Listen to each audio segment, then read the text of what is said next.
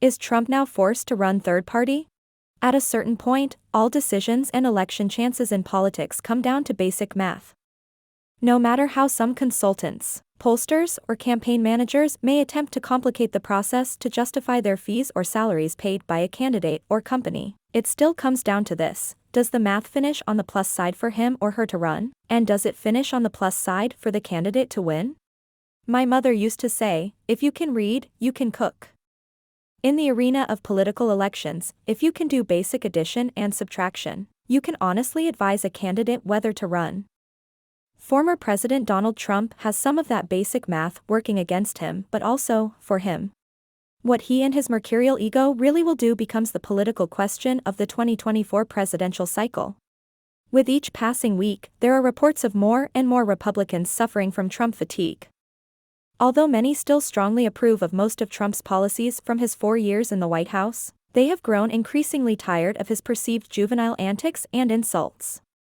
Worse for Trump, many now blame him for the GOP losing the chance to take control of the Senate not only in the November midterms, when he forced marginal candidates on the party with his endorsements, but also back in 2021 when he suppressed GOP voter turnout with negative comments and attacks in Georgia's runoff election. On top of that, Florida Governor Ron DeSantis comfortably leads Trump in the latest polls among Republicans. Given all this, does it spell the end for Trump as a viable GOP presidential candidate? Not necessarily. It all comes down to those fairly simple addition and subtraction equations. In this case, the relevant question becomes, if Trump decides to run as a third-party candidate, could he somehow manage to win enough significant states to beat the GOP nominee, whether it's DeSantis or someone else, and the Democratic nominee, whether it's President Biden or someone else? Even a high school student who's truly proficient in math might be able to give Trump that answer. In 2020, there were approximately 155 million votes cast. Biden received about 81 million, to Trump's 74 million. That said, Biden's electoral victory really came down to about 70,000 votes in several critically important states. Had those votes ended up on Trump's side of the ledger, he would have been re-elected. Of the 74 million votes Trump received, some believe he still may retain around 50 million of them. Although I believe that's a generous estimate, the fact is that tens of millions of Americans remain loyal to Trump. That is where the next part of the math equation comes into play.